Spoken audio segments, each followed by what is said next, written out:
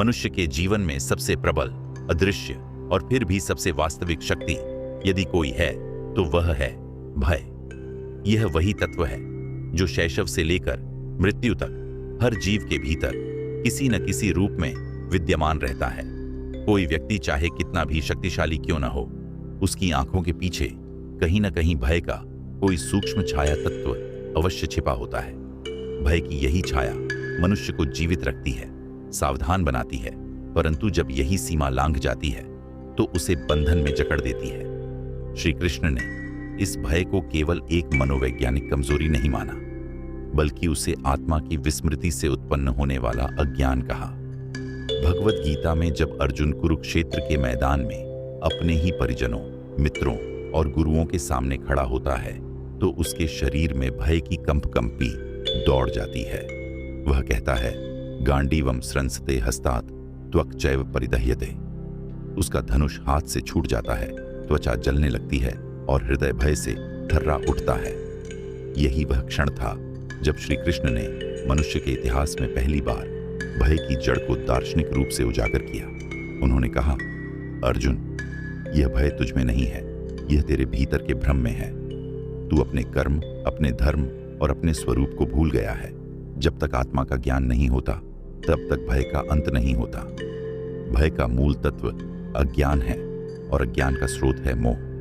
जब मनुष्य स्वयं को शरीर मान लेता है, अपने सुख दुख को केवल भौतिक पदार्थों से जोड़ देता है, तब उसे हर परिवर्तन में भय दिखाई देता है। श्री कृष्ण का दृष्टिकोण यह था कि भय कभी बाहर से नहीं आता, वह भीतर के अज्ञान से उपजता है। जैसे अंधकार स्वयं नहीं होता, वह केवल प्रकाश के अभाव का परिणाम होता है, वैसे ही भय भी आत्मज्ञान के अभाव का परिणाम है। श्री कृष्ण ने कहा, नैनम छिंदन्ति शस्त्राणि नैनम दहति पावका। अर्थात आत्मा को कोई भी बाहरी शक्ति नष्ट नहीं कर सकती। जब मनुष्य इस सत्य को जान लेता है कि वह शरीर नहीं बल्कि आत्मा है, तब भय का कोई कारण नहीं बचता। किंतु यह ज्ञान केवल शब्दों से नहीं, अनुभव से प्राप्त होता है। अनुभव तभी होता है जब मनुष्य अपने भीतर उतरता है, जब वह ध्यान, भक्ति और आत्मचिंतन के मार्ग पर चलता है। श्री कृष्ण का यह उपदेश केवल युद्ध भूमि के लिए नहीं था, यह जीवन के प्रत्येक संघर्ष का प्रतीक है। जब हम जीवन में किसी कठिनाई का सामना करते हैं, चाहे वह रोग हो, असफलता हो या किसी प्रियजन का वियोग, तो वही भय अर्जुन के भय की तरह हमें जकड़ लेता है। तब यदि हम कृष्ण के वचन को स्मरण करें, क्लैब्यम मां एस्मगमः पार्थ नैतत्वयुपपद्यते, तो हमें भीतर से एक नवीन शक्ति प्राप्त होती है। कृष्ण यहां कह रहे हैं कि हे अर्जुन, इस निर्बलता को मत अपनाओ, यह तुम्हारे योग्य नहीं है। इस वचन में केवल प्रेरणा नहीं बल्कि एक आध्यात्मिक निदान छिपा है। कृष्ण मनुष्य को यह समझा रहे हैं कि भय का सामना करने का एक ही उपाय है, अपने कर्तव्य का पालन करना और परिणाम को ईश्वर पर छोड़ देना। भय तब उत्पन्न होता है जब हम परिणामों के प्रति आसक्त हो जाते हैं। यदि कर्म केवल कर्तव्य के भाव से किया जाए तो भय नहीं रह सकता। श्री कृष्ण ने गीता में कहा, कर्मण्येवाधिकारस्ते मा फलेषु कदाचन। जब मनुष्य यह जान लेता है कि उसका अधिकार केवल कर्म पर है, फल पर नहीं, तब भय स्वतः नष्ट हो जाता है, क्योंकि भय सदैव भविष्य से जुड़ा होता है और भविष्य सदा अनिश्चित है।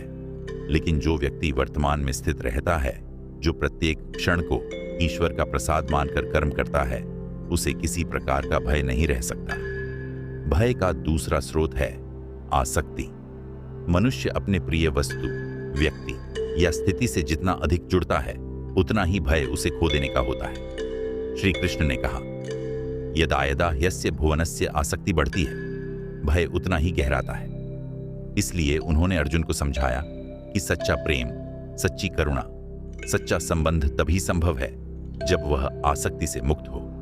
जब प्रेम का आधार आत्मा होती है, तब भय का कोई प्रश्न ही नहीं उठता, क्योंकि आत्मा नश्वर नहीं है। श्री कृष्ण ने यह भी बताया कि भय केवल व्यक्तिगत नहीं होता, यह सामाजिक भी होता है।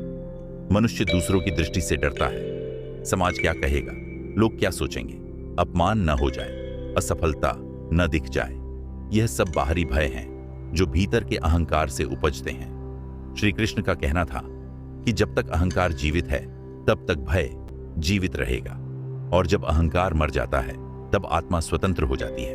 उन्होंने कहा, समत्वम योग उच्यते, अर्थात जब मनुष्य सफलता असफलता, लाभ हानि, जय पराजय में समान रहता है तभी वह सच्चा योगी कहलाता है। यह समत्व ही निर्भयता की जननी है। श्री कृष्ण का भय विज्ञान आधुनिक मनोविज्ञान से कहीं गहरा है। आज का विज्ञान कहता है कि भय एक रासायनिक प्रतिक्रिया है। शरीर में एड्रेनलिन का स्राव होता है, हृदय गति बढ़ जाती है, मस्तिष्क फाइट और फ्लाइट मोड में चला जाता है। पर श्री कृष्ण कहते हैं कि यह सब शरीर के स्तर की घटनाएं हैं। भय का वास्तविक स्रोत चित्त में है, और चित्त का नियमन केवल ध्यान से संभव है। जब ध्यान के माध्यम से मन को स्थिर किया जाता है तो भय अपने आप मिटने लगता है। उन्होंने अर्जुन को यही मार्ग बताया। मन शांत करो, समत्व में स्थित हो जाओ, परिणाम की चिंता छोड़ो। यही स्थिति अभय की स्थिति है। अभय का अर्थ केवल भय का अभाव नहीं है, बल्कि वह अवस्था है जहां भय का कारण ही नहीं रहता। जब आत्मा जान लेती है कि वह नित्य, शाश्वत और अखंड है, तब मृत्यु भी उसके लिए केवल एक परिवर्तन बन जाती है। श्री कृष्ण ने गीता में कहा, वासांसि जीर्णानि यथा विहाय नवाणि गृह्णाति नरः। जैसे मनुष्य पुराने वस्त्र त्याग कर नए वस्त्र धारण करता है, वैसे ही आत्मा पुराने शरीर त्याग कर नए शरीर में प्रवेश करती है। जब यह सत्य समझ आता है तब मृत्यु भय का भी अंत हो जाता है, और जब मृत्यु का भय नहीं रहा तब बाकी सब भय तुच्छ बन जाते हैं। यहां से श्री कृष्ण का संवाद आरंभ होता है, भय से मुक्ति की दिशा में पहला कदम। उन्होंने अर्जुन को यह बताया कि भय तभी उत्पन्न होता है जब मनुष्य कर्तृत्व का भाव पाल लेता है। जब तक वह सोचता है कि मैं यह कर रहा हूं, तब तक उसे परिणाम का भय रहेगा। लेकिन जब वह जान लेता है कि वह केवल एक निमित्त इंस्ट्रूमेंट है और कर्ता केवल परमात्मा है, तब भय मिट जाता है। कृष्ण कहते हैं, निमित्त मात्रम भव सव्यसाचिन। हे अर्जुन, तू केवल निमित्त बन जा, ईश्वर का हाथ बन जा, बाकी सब वही करेगा। यह एक अद्भुत मनोवैज्ञानिक सूत्र है। जब मनुष्य अपने अहंकार के बोझ को छोड़ देता है तो भय स्वतः समाप्त हो जाता है। अहंकार और भय एक ही सिक्के के दो पहलू हैं। एक मैं को पकड़ता है, दूसरा मैं के नष्ट होने से डरता है। जब मैं का बोध मिटता है तब न हार रहती है न जीत, केवल कर्तव्य शेष रह जाता है। अर्जुन का भय वास्तव में मृत्यु का भय नहीं था, वह कर्तव्य के परिणाम का भय था।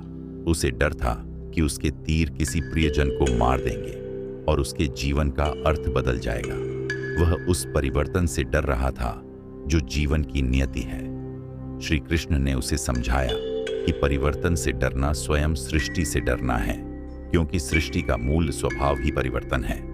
श्री कृष्ण ने कहा, जातस्य ही ध्रुवो मृत्यु ध्रुवम जन्म मृतस्य च। जिसका जन्म हुआ है उसकी मृत्यु निश्चित है, और जो मर गया है उसका जन्म भी निश्चित है। इस श्लोक से उन्होंने अर्जुन के भीतर के मृत्यु भय को तोड़ दिया। उन्होंने कहा, तू जिसे मारने जा रहा है वह मरेगा नहीं, केवल शरीर बदलेगा। तू आत्मा को नहीं मार सकता, क्योंकि आत्मा अमर है। यह उपदेश केवल दार्शनिक नहीं था, यह भय के विरुद्ध एक वैज्ञानिक उपचार था। जब मनुष्य यह समझ लेता है कि जीवन और मृत्यु दोनों एक ही ऊर्जा के रूप हैं, तब भय का स्थान शांति ले लेता है। लेकिन अर्जुन का भय केवल मृत्यु तक सीमित नहीं था, वह सामाजिक भी था। वह सोच रहा था कि इस युद्ध के बाद समाज क्या कहेगा, वंश का नाश हो जाएगा, स्त्रियां दूषित हो जाएंगी, धर्म नष्ट हो जाएगा। यह सामाजिक भय आज भी हर मनुष्य में जीवित है। लोग आज भी क्या कहेंगे कि भय में अपने सत्य से दूर भागते हैं। श्री कृष्ण ने उसे समझाया कि जो धर्म लोगों की राय पर निर्भर है वह धर्म नहीं, केवल दिखावा है। सच्चा धर्म वही है जो अंतरात्मा की आवाज से प्रेरित हो, न कि बाहरी दृष्टि से। उन्होंने कहा, स्वधर्मे निधनम श्रेयः पर धर्मो भयावह, अर्थात अपने धर्म में मृत्यु भी कल्याणकारी है, पराये धर्म में सफलता भी भयावह है। यहां श्री कृष्ण ने भय के सबसे गहरे स्तर को छुआ। उन्होंने बताया कि भय तब आता है जब मनुष्य अपनी राह छोड़कर दूसरों के मार्ग पर चलने लगता है। जो अपने स्वधर्म में स्थित है वह निर्भय होता है। श्री कृष्ण ने अर्जुन के भय को धीरे धीरे विवेक में परिवर्तित किया। उन्होंने उसे यह सिखाया कि भय से भागना समाधान नहीं है। भय को देखना, समझना और उसके पार जाना ही मुक्ति है। जब अर्जुन ने अपने भय को स्वीकार किया तब उसके भीतर का योद्धा पुनः जाग उठा। कृष्ण ने कहा, उत्तिष्ठ, जागृत, युद्धाय कृत निश्चय। यह केवल युद्ध का आह्वान नहीं था बल्कि जागृति का प्रतीक था। उठो, जागो, अपने भय से परे जाओ। यह वही संदेश है जो हर युग में हर मनुष्य के लिए प्रासंगिक है। मृत्यु का भय ही सभी भय का मूल है। हर भय, चाहे वह हानि का हो, अपमान का हो, असफलता का हो, अंततः मृत्यु के भय से जुड़ा होता है। श्री कृष्ण ने इस मूल भय को नष्ट किया। उन्होंने कहा कि मृत्यु कोई अंत नहीं बल्कि एक संक्रमण है, एक देह से दूसरी देह में यात्रा। वासांसि जीर्णानि यथा विहाय नवाणि गृह्णाति नरः। जब मनुष्य यह समझ लेता है कि वह शरीर नहीं बल्कि शाश्वत आत्मा है, तब मृत्यु के प्रति दृष्टि ही बदल जाती है। जो मृत्यु को जान लेता है वह जीवन से कभी नहीं डरता। श्री कृष्ण के अनुसार निर्भयता ज्ञान का परिणाम नहीं, अनुभव का परिणाम है। जब ज्ञान हृदय में उतर जाता है तब भय अपने आप समाप्त हो जाता है। कई लोग यह जानते हैं कि आत्मा अमर है, फिर भी मृत्यु से डरते हैं। क्यों?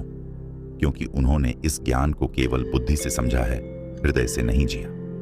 ज्ञान जब तक जीवन का अनुभव नहीं बनता तब तक भय छाया की तरह साथ चलता है।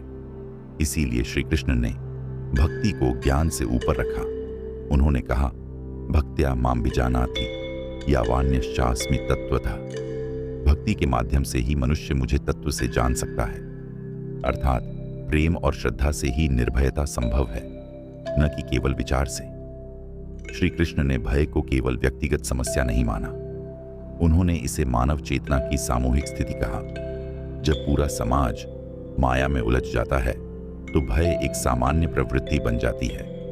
लोग एक दूसरे से डरते हैं, भविष्य से डरते हैं, सत्य बोलने से डरते हैं। ऐसा इसलिए होता है क्योंकि उन्होंने अहम को अपनी पहचान बना लिया है। जो व्यक्ति अहम से पहचान बनाता है वह हमेशा असुरक्षित रहता है, लेकिन जो अहम को ईश्वर में विलीन कर देता है वह सदा सुरक्षित रहता है। यह वही स्थिति है जिसे श्री कृष्ण योग कहते हैं। योगस्थः कुरु कर्माणि संगम त्यक्त्वा धनंजय। योगस्थ होकर कर्म करो, आसक्ति त्यागो, भय नहीं रहेगा। भय का सबसे सूक्ष्म रूप मोह है। मोह वह बंधन है जो वस्तुओं, व्यक्तियों, प्रतिष्ठा और परिणामों से हमें बांध देता है। जब तक मनुष्य किसी चीज से जुड़ा रहेगा उसे खोने का भय बना रहेगा। इसलिए श्री कृष्ण ने अर्जुन को वैराग्य का मार्ग दिखाया। पर वैराग्य का अर्थ पलायन नहीं था बल्कि साम्य भाव था।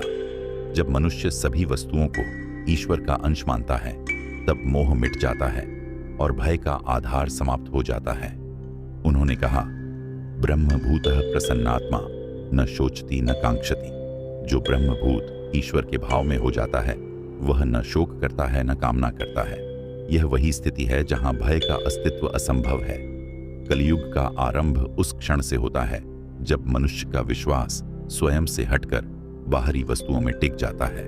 जब मनुष्य ने मैं कौन हूं का प्रश्न छोड़कर मुझे क्या चाहिए पूछना शुरू किया, उसी क्षण भय का बीज बोया गया।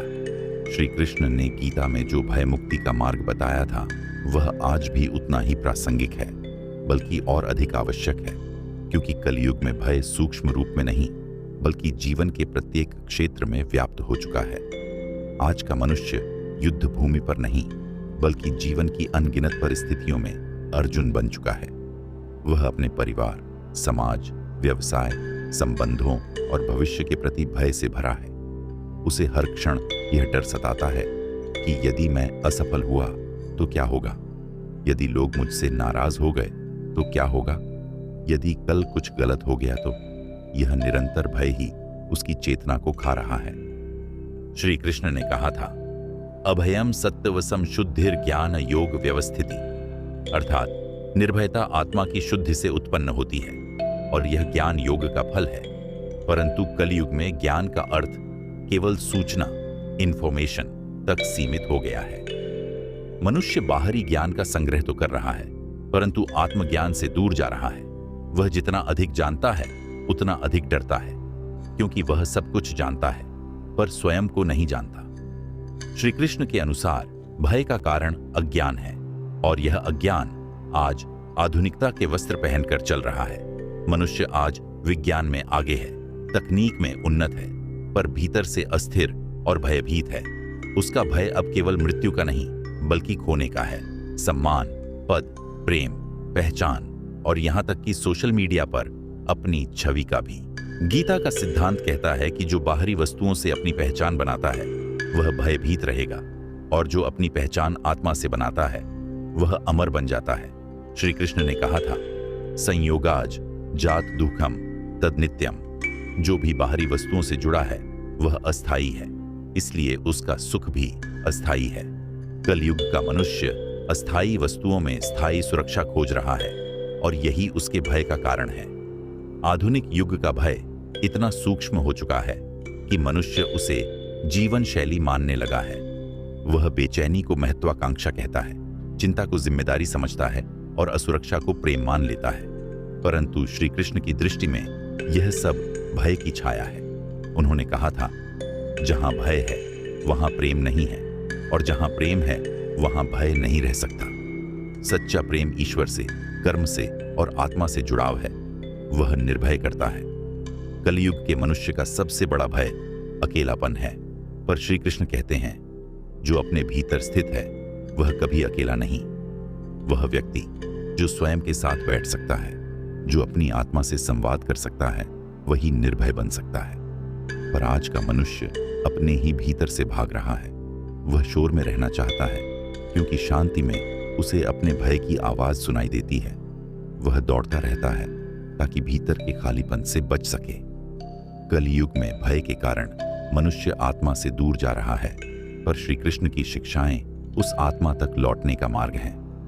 जब कोई व्यक्ति श्री कृष्ण के उपदेशों को अपने भीतर उतार लेता है तो उसकी दृष्टि बदल जाती है। वह अब घटनाओं को समस्या नहीं, परीक्षा के रूप में देखता है। वह जानता है कि प्रत्येक भय, प्रत्येक दुख उसके भीतर की शक्ति को जगाने आया है। यही आधुनिक पुनर्जागरण है, आत्मिक जागृति का युग। जब समाज के लोग भय से नहीं, प्रेम और सत्य से प्रेरित होंगे, तब वास्तविक कलयुग का अंत होगा। श्री कृष्ण का नाम, उनकी गीता और उनकी चेतना केवल मंदिरों तक सीमित नहीं, बल्कि मनुष्य की चेतना को मुक्त करने का साधन है। जो व्यक्ति अपने भीतर कृष्ण भाव को जगाता है वह निर्भय, करुणामय और संतुलित बनता है। ऐसा व्यक्ति समाज में प्रकाश बनता है। वह दूसरों के भय को भी शांति में बदल देता है। इसलिए श्री कृष्ण का संदेश आज भी वही है, भय मत कर, मैं तेरे साथ हूं। यही वाक्य गीता का सार है, और यही मनुष्य के पुनर्जन्म का आरंभ है। जो इसे समझ लेता है वह बाहरी अंधकार के बीच भी प्रकाश देख सकता है। उसके भीतर ऐसा विश्वास जन्म लेता है कि जो कुछ भी हो रहा है वह ईश्वर की योजना का भाग है, और जो ईश्वर की योजना में है उसमें भय नहीं, केवल उद्देश्य है।